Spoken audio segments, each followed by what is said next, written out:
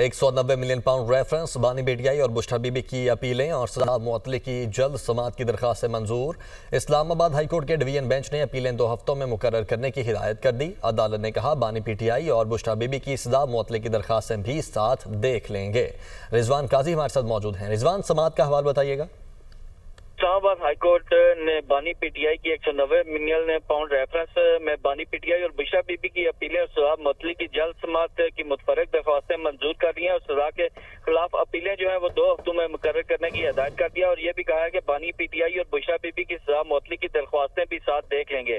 आज कायम मकाम चीफ जस्टिस सरफराज डोगर और जस्टिस इनाम अमीन मिनाज पर मुश्तमिल डिवीजन बेंच में मुतफरक दरख्वास्तों पर समाअत के दौरान बानी पीटीआई की जानब से वकला ज़हीर अब्बास, उस्मान रियाज गिल, जबकि बुशरा बीबी की जानब से अली बुखारी एडवोकेट अदालत में पेश हुए और अली बुखारी एडवोकेट ने कहा कि सजा मुअत्तली की दरख्वास्तें भी मुकर्रर करने की तारीख दे दें, जिस पर कायम मकाम चीफ जस्टिस सरफराज डोगर ने कहा कि डिवीजन बेंच में केसेस मुकर्रर करने से मुतल्लिक जुडिशल आर्डर जारी कर दिया है और जुडिशल आर्डर के बाद हम डायरेक्ट कोई तारीख नहीं दे सकते।